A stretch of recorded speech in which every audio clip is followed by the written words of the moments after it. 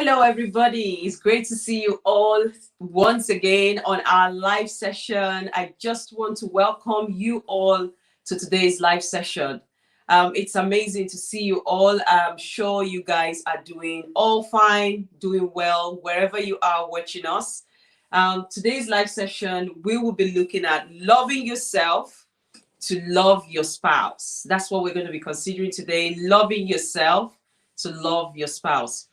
Well, I want to say, if you've joined us and you think what we are going to talk about is very important, and you know someone who would really need this, Yep. you can help us spread the word. Bring your friends on board, family members, Yeah. colleagues. If I would say, let's talk about how you can actually love yourself to love your spouse. Yes. You know, sometimes when you talk about loving yourself, self-love, if I'll use the word, some people think it's about being selfish. Yeah. And today we want to clarify that self-love is slightly different from being selfish. Absolutely. It's about putting in to be able to bring out. You know, in computer science, they say garbage in, garbage out. So Yeah. if it's not in you, Mhm. you can't give it out. So that's what we want to talk about today. Yes, Yeah. absolutely. So before we dive right in, let me just do some introductions. I know that some of you know who we are, but if you're new to our channel, it's great to see you.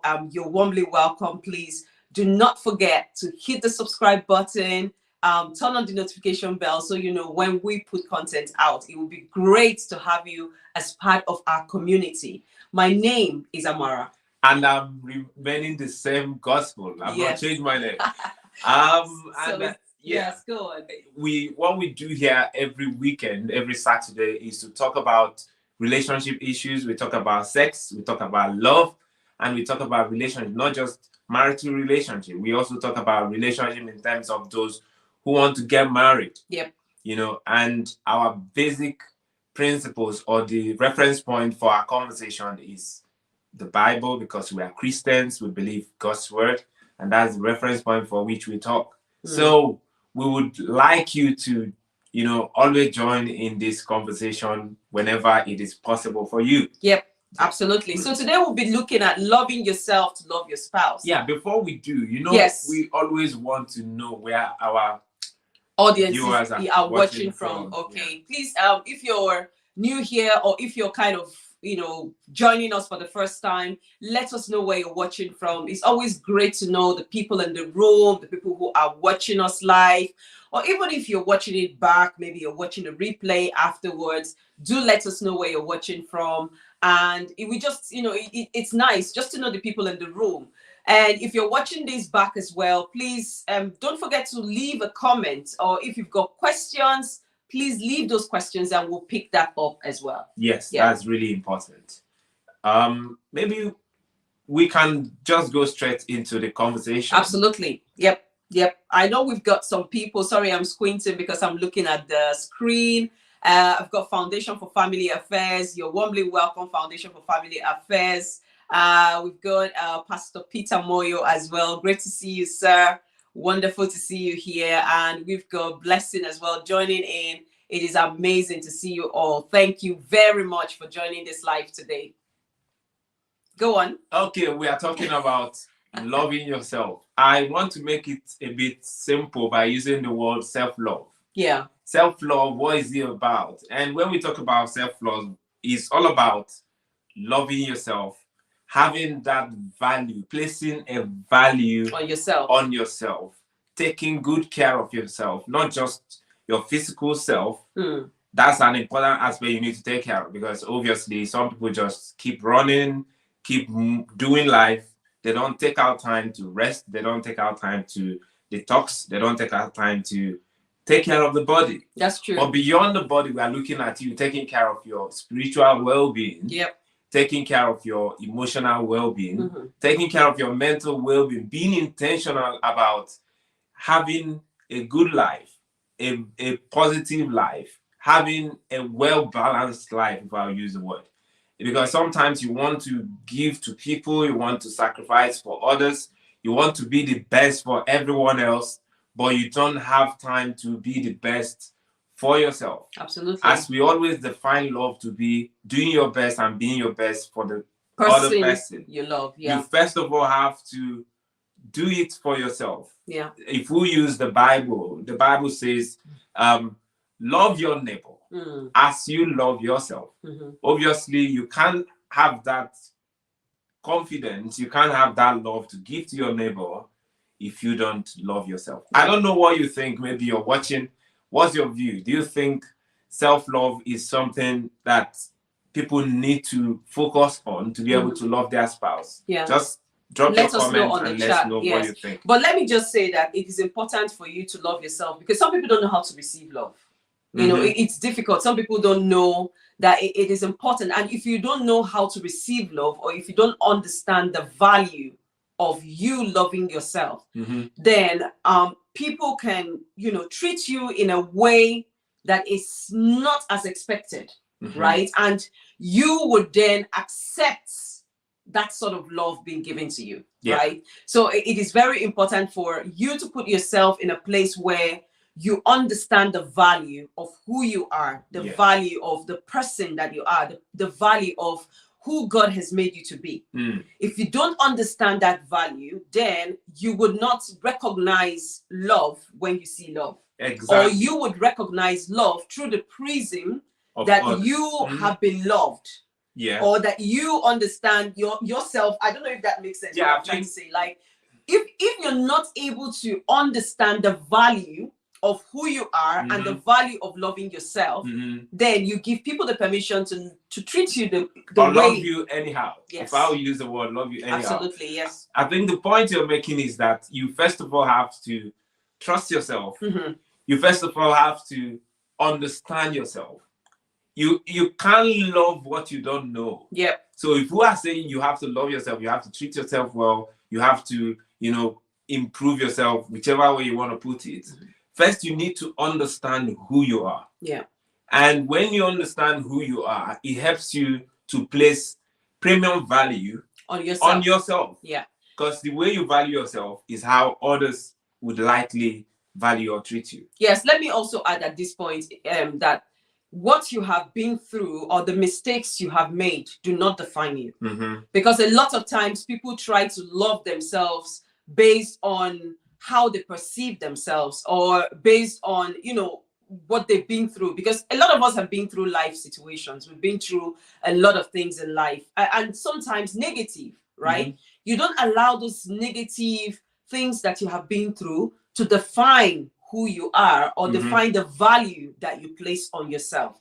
I think that is really important that we state that, because if we all have to define ourselves by the experiences that we go through, especially the negative, the negative experiences that we've gone through, then it will be difficult to love ourselves. That means the assessment we have of ourselves is not valid. Yep. So it means that our mindset or our perspective about ourselves may not be accurate. And if you've gone through bad experience in life, you're most likely to, you know, look at yourself as someone who is not valuable, as someone who is not lovable, as someone who is not competent. Absolutely. Because if you failed, in fact, loving yourself is about being true to yourself to the point that you know that life, there are mistakes that could happen in life. Absolutely. You know, we'll keep talking about it. Yeah, let me also, because some people have just joined in, and I just want to welcome everyone who have just joined in right now. You're warmly welcome. Somebody has just put on the comment, wow, love you anyhow. I think that's just echoing what you have said. Self-love is a big part of setting boundaries. Very important. In fact, I wanted to say that because self-love means you have to know the boundaries that people should not cross. Maybe finish up. We'll delve more into that, because I like that comment. It's very important to set boundaries. Pastor Peter Moyo is saying that's great words you mentioned. You can't give away what you don't have. Definitely. Right. So you need to recognize, because you have to recognize and appreciate value, right? If you don't appreciate that this is valuable, how then can you give somebody that value? So let's go back to that issue around setting boundaries, yes. Especially for young people who are not married.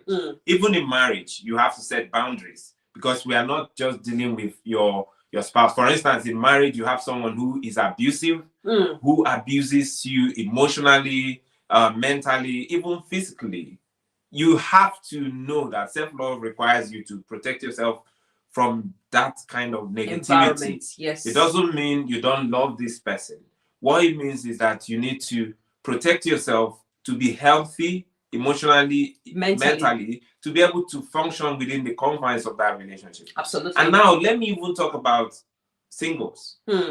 Setting boundary means you are in a relationship with a guy. Your values include no sex before marriage.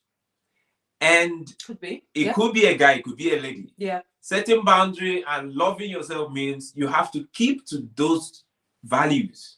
And if that person you're in a relationship with loves you well enough, they should be able to respect that your values. Yes, exactly, and respect your boundaries. So that's if they want to cross your boundary, self-love means I am not in this relationship anymore because my value is more important to me than whatever we are doing. Yeah. Well, let's just say is that I mean, because some people might be listening to us and say, oh, well, is that not you being selfish? Because a lot of times people say, oh, you're always looking after yourself. You're not thinking about the other person. Let me just say that, this is different. When we talk about self-love, it's different. It's about you preserving yourself. And look, a lot of people don't have this and they lose their sanity sometimes when they're in a relationship and that relationship is abusive and they still stay on in that relationship. The question is, how much value does that relationship place on you? Yeah. Because that's really important. And you are a component of your experience or the things that you have been through. But then do not allow the things that you have been through to define who you are. Exactly. And talking about boundaries, like you just mentioned, I think self-love means you know that in relationship is about interdependence. And that interdependence means that you have to be independent to function within the dynamics of interdependence. If you're not independent in your mind to the point that you've set boundaries, good boundaries based on principles, and this person has also set boundaries based on principles, both of you cannot function well. It's going to be a kind of codependent relationship because he or she wants to treat you anyhow and you're ready to take that. Yep. Yeah. Thank you so much all for joining us. Amicable, it's great to see you as well. Welcome for joining in this conversation. Now, I think we have to sort of like move on. But please let us know on the chat what you think about this whole conversation, what we're saying and what that means to you. Okay. Why self-love? Why do you need to love yourself? That's the big question. Yeah, I think we need to say this because like we started earlier, I said self-love is different from being selfish. If I want to have a good spouse, I need to have a spouse who loves herself. Because if she loves herself, that is the beginning of a journey of love where she can have enough love within to give. So self-love is important because for you to function in a relationship where you love your spouse, where your spouse does not influence how you perceive yourself, how confident you feel about yourself. Because obviously in relationship, people make mistakes. People would hurt you, especially those who are closer to you. I think my wife has, you have hurt me more than anyone else. Not in a bad way, because we are, like we always say, we are from different backgrounds. And I've hurt you more than anyone else. Because we live together. Yeah, close proximity. Exactly. So definitely we're bound to step on each other's toes and, hurt. Yes. But because I love myself, I know that I have to give you love, irrespective of our shortfalls. That is why you need to develop self-love. Love yourself, be confident about yourself, value yourself. And like I was saying before about knowing who you are, you should also know who you are from the paradigm of your creator, because God sees you differently from how people around you see you. Yeah. God sees you even different from how you see yourself. God sees you valuable. He sees you lovable. That's why he gave his best for you. Yeah. And he sees you competent. He made you to have capacity to do beyond what you can even think or imagine. So self-love means seeing yourself the way God sees you. And once you see yourself the way God sees you, it helps you to place value on who you are. Yourself. Absolutely. Not value based on your competence, not value based on your past experience or the mistakes you've made, or based on what people perceive you to be, but value based on who your creator has made you to be. Absolutely. So once you have that value for yourself, it helps you to value other people because you respect them. If you have a positive mindset about life, you see positivity around you. So self-love means you're going to love yourself, you're going to love your spouse, and you value your spouse as well. You respect people's boundaries because you respect your boundary. Absolutely. You want to add to that? Yeah, I know. I think you've really touched on a lot of points. I just want to pick up some of the comments on the chat. Someone, I think it's Tony. Tony says, because you cannot give what you don't have. Absolutely. He's echoing what we said. And someone else saying self-love is seeing God the way God sees you. Yeah, I think he wanted to say seeing yourself the way God sees you. Yes. And we have a question here, so maybe we need to tackle this now. When there is something you can do for yourself that you cannot do for others, how can you define self-love?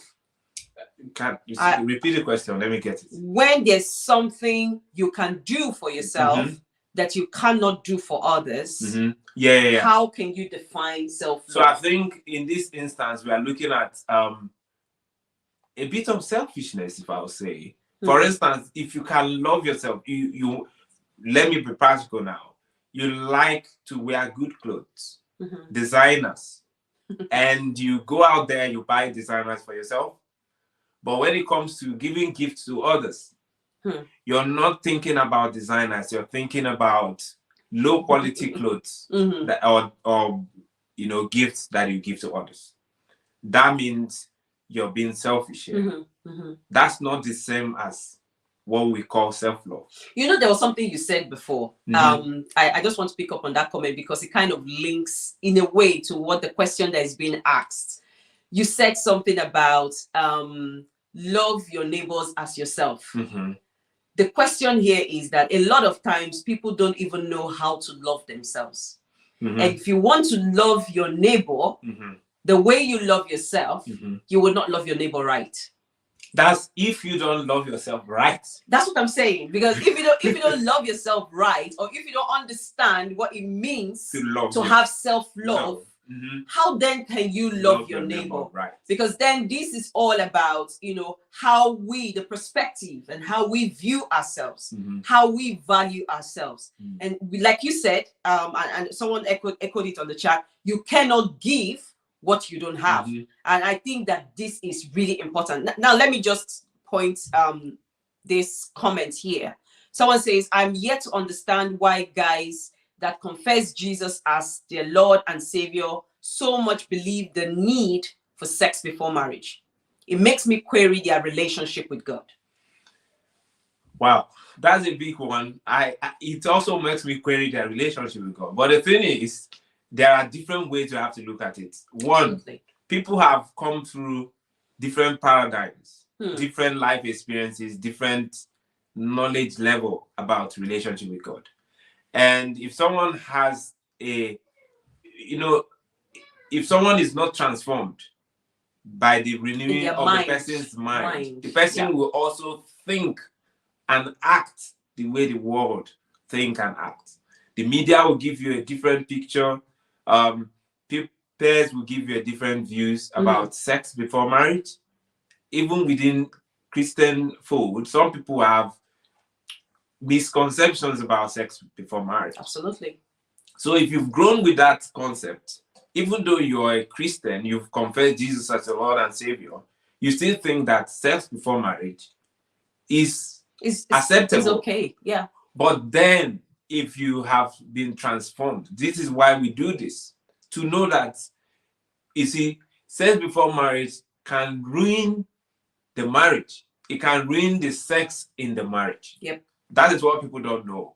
For instance, if both of us as Christians believe that sex before marriage is wrong before God, and we do it before marriage, one of the things that will happen is that we may look at it that it's possible we won't trust ourselves to keep the things that we need to keep as Christians. Yeah, you have a lot of trust issues. Since we were able to break that law before marriage. In fact, it helps you to have confidence in your spouse when you know that before marriage, you guys stayed together and you didn't do anything. Mm-hmm. Well, it's not really the key issue we are discussing today. But what we are saying is, when you set a boundary for a lady, for a guy, and the other person, whether the person confesses to be close to God in the same nature as God, and the person wants to violate your boundary, as long as that boundary is in line with your relationship with God and your values as a Christian or value as a person, keep to your value. Yeah. Because if I love you, if I love myself and I love you, respect your I boundaries. would definitely respect your boundaries. Yeah. Even within marriage, I'll respect your boundaries. Absolutely. I like the fact that you said even within marriage, because a lot of times in marriage, you get so close to someone and then the boundaries seems to be a bit blurred, right? It begins to chip away. But even at that, there is always that you have to have that reminder, and you have to be intentional about this, having that reminder that I am married to this person. I cannot afford to take this person for granted. Yeah. The fact that this person is vulnerable with me, in every sense of the word, but it is important also to set that boundary and say, look, I value you, I respect you. And even if I am upset, even if I'm offended, because I love you and because I would not find this acceptable if I am talked down at, if I am spoken in a manner that is unacceptable, if I am hit, I would find it unacceptable, then I will give that to you. Exactly. I will treat you that same way, in spite of the fact that, yes, disagreements might happen. Things definitely happen in a relationship that might make you want to, kind of put down that person. But you say, look, this I find unacceptable. This is a boundary you cannot cross with me personally. I have to gift that to the other person. Yeah. This is actually the summary of what we are talking about today. Yeah. Because you have to treat others the way you want others to treat you. And for you to have that right concept of treating others the way you want others to treat you, you have to also know how to treat yourself. Yeah, let me say here, because a lot of people, and there was something you touched on when there was a question, I think it was Amicable that asked that question. A lot of people have been through things in life. They've been through emotional stuff, emotional abuse. Some people have been through physical abuse and so many other types of abuses, right? Now, I want to say that it is your responsibility, really, your responsibility to seek help. Because sometimes people find it very convenient in a relationship to say, I am treating you this way because this is what I have been through. This is my life. This is, this is all I know. Yes, all you know, but that doesn't give you, it's not acceptable for you to treat another person because of the experiences that have defined or that you have allowed to define who you are. It is important that you seek help, right? It is important that you become accountable to someone, as it has to do with some of the experiences that you have gone through, so that you can find out how to love yourself the right way. Yeah. And be able to give love the right way. I think this is one of the issues that people face in relationship, and it is important that these issues are addressed. There are a lot of broken people out there. There are a lot of broken people going around and loving in a way that is not right. Yeah, I think what you just said now is one of the ways to know that you don't love yourself. When you go all out to treat people, sometimes you treat people that way because that's what you know, how you want to feel. That's how you want to be treated. I made a post the other day. I said some people don't like peace of mind. They want conflict all the time because that's what gives them a sense of yeah, they feel that in life there has to be conflict for them to feel pain. Yeah. They want to feel hurt because they are so used to it that they expect it to happen. When everything is working out smoothly, everyone is happy. They feel that's not like something is off. Is off. Yeah. So that's how you know you need self-love. Another way you know you need self-love is where you're emotionally dependent on others. Yeah. If someone doesn't tell you how much they love you, you don't feel good. You feel yourself. less of yourself. Yes. If someone doesn't tell you that you can do it, you feel less of yourself. You need other people's affirmation to be confident, to have a sense of self-worth. But that's not what it is. It should start with you. You should first of all look at yourself in the mirror and believe what you see and appreciate what you see, in spite of how you look. I'm saying this especially for the ladies because we live in a world where social media has created an image of how people should look. So if you don't fit the mold, you think you're awkward, you think you're not. You don't look apart. In fact, you can't even make a video of yourself because you don't like what you see. Some people don't go to the mirror. Do you know that? Yeah. Because they don't appreciate what they see. You need to appreciate who God has created you to be. Even beyond social media and all of those, you know. In your community, in the spaces where you interact, it is important that you have, and look, I want to say that there are a lot, and this goes back to what I was saying before, there are a lot of people that are broken. A lot of people are seeking affirmation because there's an emptiness inside of them, and they are seeking affirmation from people, wanting people to fill that emptiness, that void. And that void is not something that a person can feel. You know, a human being can feel. You find that in some relationship, you find the lady is always looking for, oh, you haven't said to me this, you haven't said. I'm not saying don't give words of affirmation. It's a good thing to give words of affirmation, but when you are so dependent, or when you draw self-esteem from what your partner says to you all the time, and you don't have that confidence in yourself for who you are, then I think that is a burden in a relationship. What that means is you've given so much power to the other person, where the person can define or control or determine how you feel per time. Absolutely. So if the person keeps telling you negative things, you believe it beyond what you can believe for yourself, which is very, very important.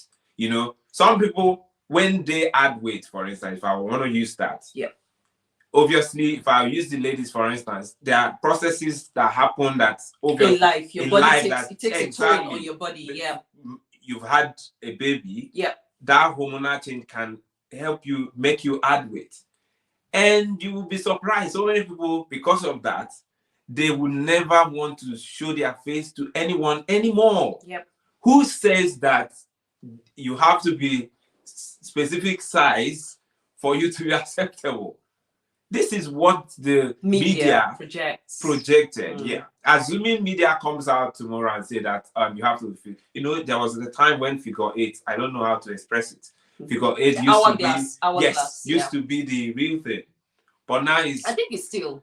Is it? Yeah, it's still I don't know it's still anymore, the thing. you know? Yeah, it's still the thing now. But okay, the point I'm making is no matter how you look on the outside, let that look on the outside be based on how you feel in the inside.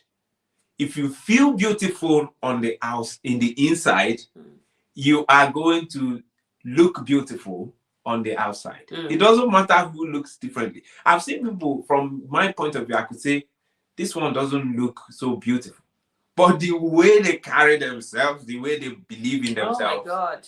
You just align and agree that this person looks amazing. Amazing, yes. Pause. Let's look at the chat now and take a few comments. Foundation for Family, as I say, they say hurt people hurt others. Absolutely, hurt people hurt others. We must learn to empty our hurt pockets in order to be healthy and love in a healthy way. Wow, and I think that is a massive. very, very good point. Like a lot of broken people working around and they are owning their brokenness. They don't see a problem with it. They don't even want to change. They don't even want to seek help. Wow, those, you'll definitely hurt someone. You will definitely break somebody else. Niasha also has put a comment. He says, so right, Amara. The real hard thing is that you find yourself in a situation and don't reflect that you love yourself enough. The problem is when you do nothing about it. Yeah. Yes. Yeah. And like you're saying, you just get so comfortable. You are just okay. You're full of, and this is a point where you have to say to yourself, I need to seek help. I need to seek help. There is a lot of people who feel that they have to express how they feel by shouting. So I need to shout enough. And I think we covered this in our previous series about how you can argue without a fight. They feel they have to raise their voice. They have to be, they have to show it in a way that is, I think that is damaging. Yeah, it's damaging for the other person. Right? And some people feel that they have to hit the other person. And I think these are ways, because if you actually understand what it feels, the damage that you're doing to somebody else, and you appreciate that this is not a way to give value, this is not a way to give love back to someone, I think that will deter you from doing that and possibly seek help. Yeah, I think the most important help you need to seek is mind renewal, which is why we're doing this today. And one of the ways you also know that you don't really love yourself is through your poor behavior and lifestyle. People might not know, but if you have that poor behavior and lifestyle, like alcoholism, I will just mention some a few addictions like alcoholism, addictions like which other addiction now? Poor eating habits. Yeah, or maybe some people are so much into not eating much. Or not eating right. Yes, not eating right. Yes, not eating right. Absolutely. Smoking can be part of it. Use of drug, addiction, and all of them. When people do that, like what you were saying about emptiness, sometimes people do this because to fill a void. Yeah. And we always say that there is a void in every man that no man can fill that. No alcoholism can fill. No sexual, external, illicit sexual relationship can fill. Nothing else can fill that void except allowing God to come into your heart and to fill that void, because there is a space for God that no man. Yeah, we need that. We have that space for God, and we need to allow Him to fill it. To fill that void. Yeah. We are sounding a bit spiritual now. Yeah, no, but I think it's important because we cannot talk about these things without actually aligning it with our own values, with our own principles. Because, like I said, a lot of people in some relationship puts a burden on their spouse to love them in a way that only God can. The other point I want to make, which is important, is overworking yourself. Oh, yeah. Because some people overwork themselves. They go 24 hours, work. They are stressed out. That could be an evidence that you don't really love yourself. So what we are saying today is, as you do life, take out time to reflect, take out time to rest, take out time to enjoy the life you do. See? So I don't know if anyone has more comments or views. Well, I think possibly maybe they're still typing away. Please let us know what you think about some of the things we have said. And if you've got any views, and I want to appreciate everyone who have been posting on the chat as well. I think I've read out pretty much all the comments on there. Okay, I think we've talked a bit about how to start the process of self-love. And for me, the most important starting point is to discover yourself. Self-discovery. Yes, self-discovery is key. Know who you are. It's a journey that doesn't end. It's a process. It's a lifelong, ongoing journey. You keep discovering yourself. You keep learning about yourself. And as you discover yourself, you appreciate who you are. And that self-discovery doesn't happen in a vacuum. No. It happens within a spiritual space because you didn't create yourself. If you believe in creation, obviously someone made you. And it's just like someone who created a car has a manual for the car and knows how the car should function. Someone created you and the person knows how you should function. So to know yourself, you know your maker. When you know your maker, you understand a reflection of who you are. And once you know yourself, and like we said before, you see yourself the way your maker sees you, which we know God sees you valuable, God sees you lovable, God sees you competent. And it's not dependent on what you do or what you don't do. It depends on the value he has placed on you. So once you see yourself that way, your mistakes, you don't hit yourself so hard when you make mistakes because you know that your mistakes, anyone can make mistakes. Honey, are you perfect?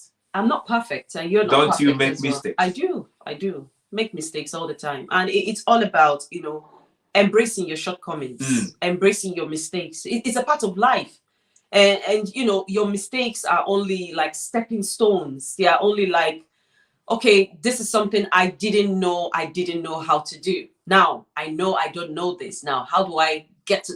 It's not about beating up yourself. Exactly. Because a lot of times we make mistakes, we hit the wall, we start beating up ourselves. Oh, I should be better than this and all of that, and begin to make comparison, with other people. And we depreciate our value and how we look at ourselves. Exactly. You look at yourself and you say, oh, I'm not worth it. I think I should be doing better than I'm doing. But the thing is, look, in life, we are on a journey in life. In my marriage, I'm even on a journey. I learn every day. Yeah. I learn every day from this young man. Here. Yes, always learning. Yeah. And sometimes I discover interesting things about myself that I didn't realize. Like, oh, why do I have this behavior? I think I should change this behavior. And it's all about you coming to a point where you focus on your strength rather than focusing on the weaknesses. And if we can understand this principle, this would also help us in our relationship. Do you know that some people don't even know their strength? They only know their weaknesses. Yes. When you ask them, who are you? And it's about, they begin to recount their mistakes. Oh, I don't think I can do this. I don't think I can do that. But what about the things you can do? Yeah, I think one of the things I would say to our viewers today is take out time to reflect on your life. Maybe you can write 10 good things about you. What are your 10 strength areas? Oh, did I say it right? Yeah. What are these 10 things that could define your strength? Yeah. And rather than look at your mistakes, can you focus on that area?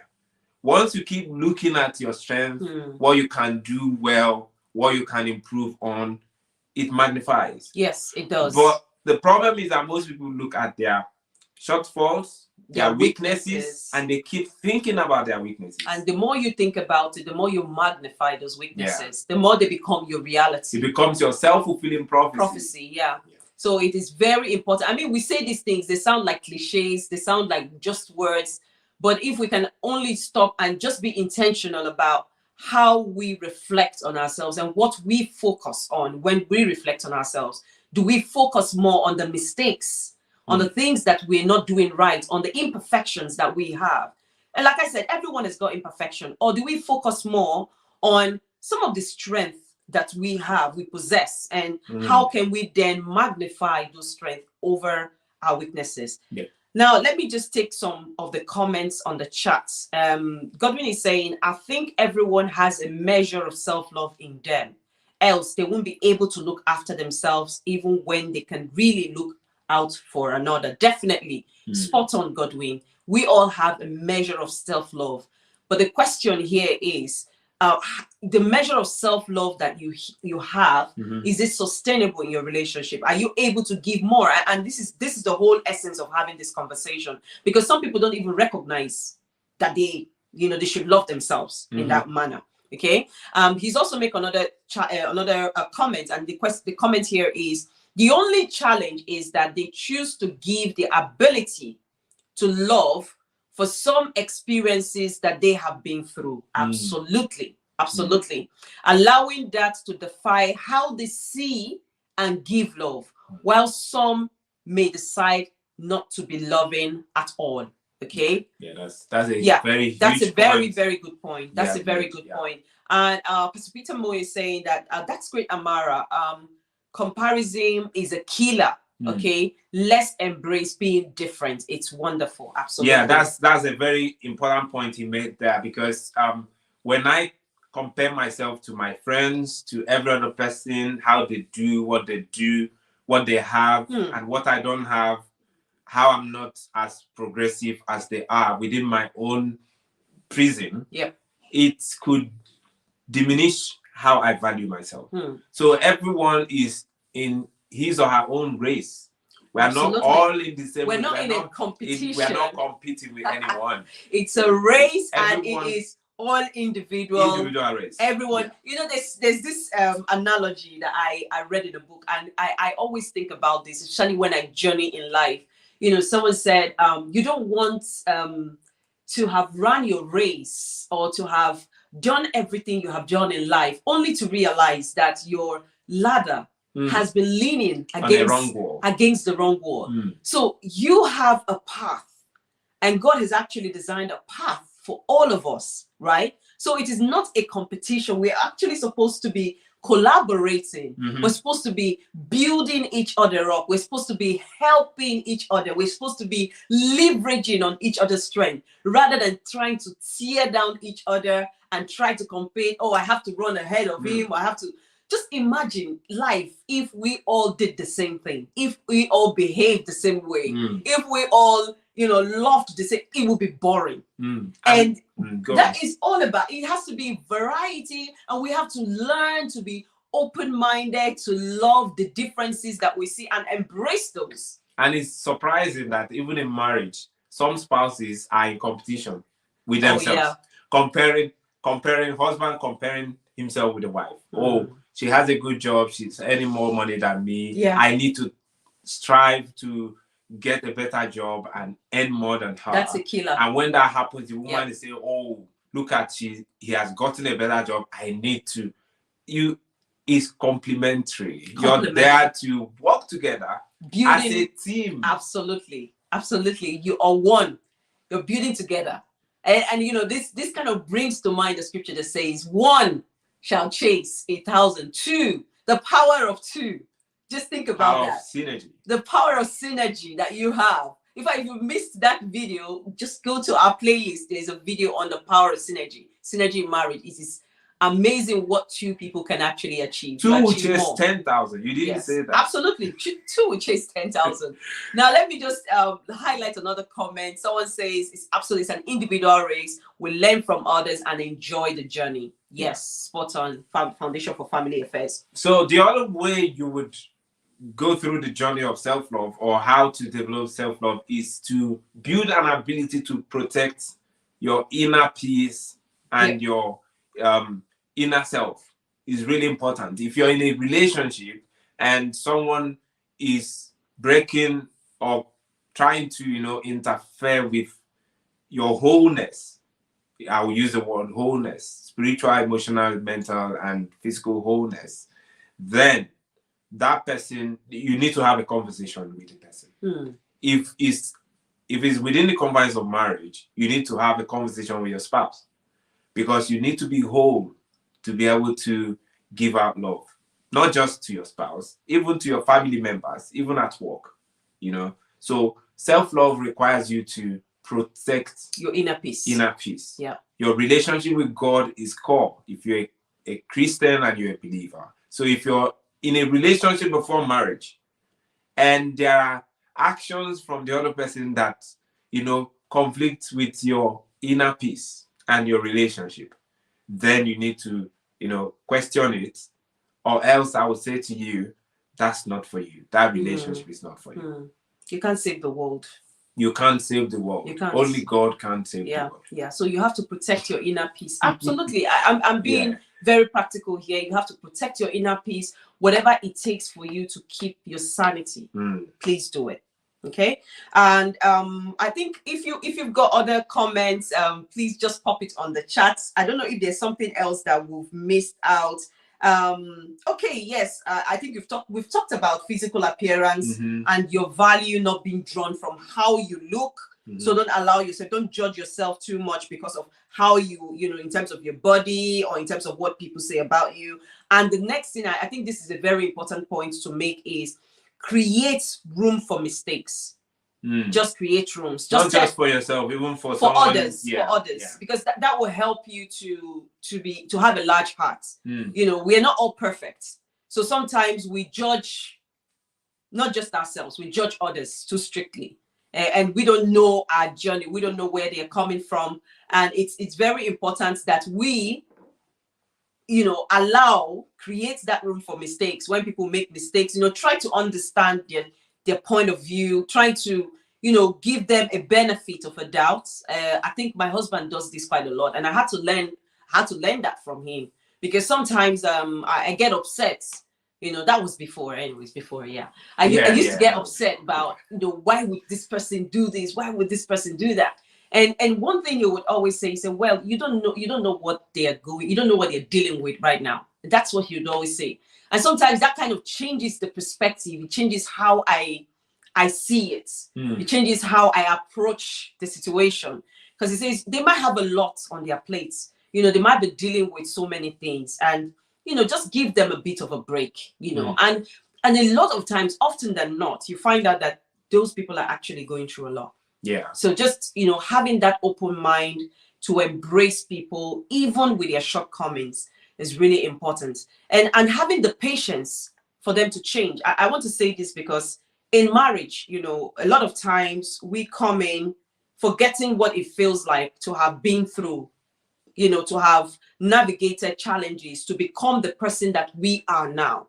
And sometimes we come into a relationship and we don't extend that same benevolence to our spouse, you know, by allowing them to grow, allowing them to become, allowing them to get to the point where we are, or where we want them to be. Absolutely. So it's just like giving them that safe space to go through the process, you know, without, you know, constantly trying to put them down or constantly trying to tell them you're not where you're supposed to be, you know, kind of thing. So it's just creating that safe space for the other person. Yeah, I think one of the ways to create that safe space is to, rather than saying you're not doing this right, you're not doing that right, you're not this, you're not that, can we focus on what they are, the progress they've made? You could say, oh, you're doing this right, you're doing that right, you could do better. That sounds better than saying, you know, sometimes if your eyes are on the negative, you want to point out things that are not working, you will see loads of things that are not working. But if your eyes are on the things that are working, you would see the things that are working. So rather than look for the things that are not working, can you appreciate the ones that are working? Appreciate the progress you have made, not just for your spouse, but for yourself. Yep. And celebrate it. Celebrate yourself, because sometimes we think about the past, what we didn't do well, what we could have done better, and all of those. You have today. The progress you've made, appreciate that journey, because you've come a long way. I know where I am coming from. The person speaking to you now, give it 20 years ago, maybe 15 years ago, I wouldn't be confident to speak to you the way I am speaking. It's not like I speak fantastically well, but I still know that a journey. I have more rooms for improvement. But I appreciate the journey so far. I am happy for where I am today, and I'm happy for where we are today. Absolutely. You know, we've grown and we keep growing. So what we are saying to you is, take time to reflect. Take time to you know, appraise your journey with your spouse. If there are things you think he or she can do better, say it in a nice way. Yeah, and try to resolve it in a way that you can. Let's take a few questions. I'm just looking at the clock. We're about running out of time. We've got a question here from Tony. He says, this is a question. When is self-love? When does self-love become selfish love? I think that's what he's trying to say. Can one totally forgive a lost trust right? From a spouse done deliberately. Okay. Yeah, let's take the first part of the question. When does self-love becomes selfishness? It becomes selfishness when the way you treat yourself, you don't treat others the same way. Or it is all about you alone. That's what I'm saying. You know, we started with love yourself as you love others. Love others as you love yourself. Yes. If you love yourself and you don't extend that love to others, then it's selfishness. Your focus is you. Obviously, when it's all about you, every conversation revolves around you. Every decision is about you. If it's not you, then it's not it. Yeah. Then it's no longer self-love, it is selfishness. Yeah. The second part of the question is broken trust, no matter how broken, can be rebuilt. But it's a process. And it's a mind. It's about how open you are to actually wanting that trust to be rebuilt. Because some people, trust is broken, they don't care. They don't even want to rebuild. They don't even want to have a conversation. End, done, finished, right?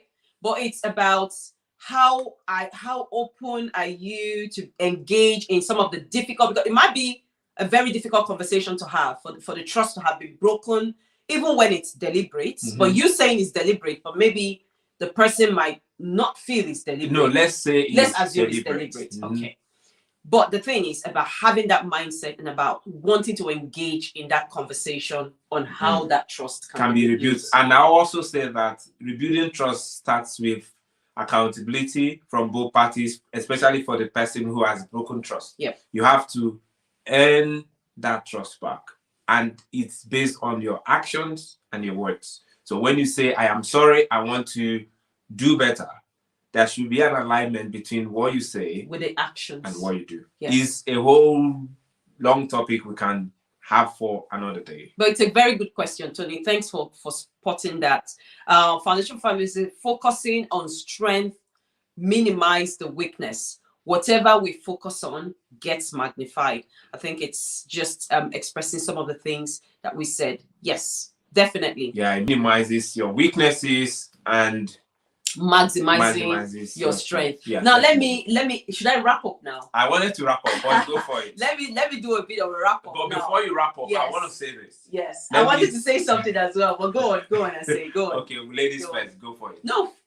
Okay, what I want to say is yes. Self-love is not about being egocentric. It's about placing value on yourself based on how God, who created you, has placed value on you. I will repeat this because God sees you lovable, God sees you competent, God sees you valuable. You need to see yourself lovable, even with your imperfections. You need to see yourself valuable. This is key. You're valuable. Your value cannot be quantified, and you need to see yourself competent. There are things you can do well, even though you're still work in progress. Therefore, take out time to appreciate who you are, love who you are, and extend that love to your spouse. Yeah. Because this is the key thing. Yes. Don't keep love. Yeah. Say it, act it. Yeah, absolutely. I think that was a good that was a good wrap up. I don't know if I should say what I want to say, but give it a go. What I wanted to say, sometimes we live life without having a perspective that this is a journey, right?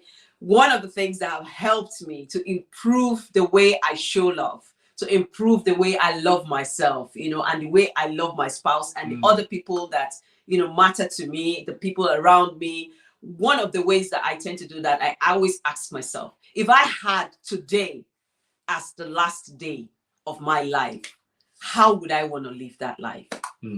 It just puts everything in perspective. Sometimes we make all these decisions because we feel like we have eternity. Like we're going to live forever, right? So we're making all the decisions, we're keeping all the grudges, and we're trying to I always ask myself, if today were to be my last day here on earth, how would I live life? And that kind of keeps me reined in. It keeps everything in perspective. Yeah. So I just want to say to everyone who has joined this live session today, it's amazing. I hope you found this valuable. I hope it was useful, the conversation that we had, and you guys made it even worth the time because you kept chiming in and giving your own view and perspective about this. So I just want to say thank you. Thank you to everyone who made time to join in. If you're watching this back, you know, and you've got comments, just let us know on the chat, or questions, let us know on the chat. You can also like the video if you do. Yes, you can share this to your friends, you know, your family. Just, you know, let anyone you know that might find this of value, you can, you know, give it to them. Okay, it's been amazing. It's been amazing. Thank you everyone who have joined in today. Okay, I think we will draw this curtain to a close, and it's a goodbye from us. Sorry? You didn't tell them what we're doing next week, but it's okay. Next week. Okay. Do you want us to tell them now, or we can leave that for later? So we'll see you again next week. Yes. Until then. Yeah, we can tell them. We can actually tell them what are we doing next week. So please do let them know. Can you remember? We're doing how to know if your relationship is not working. Yeah, absolutely. So how can we know? How to discover a dysfunctional relationship. Yeah. I know you forgot it for a minute there. So thank you very much to everyone who joined in today. It's been amazing. Okay, thank you. Thank you. See you. Have a fantastic day.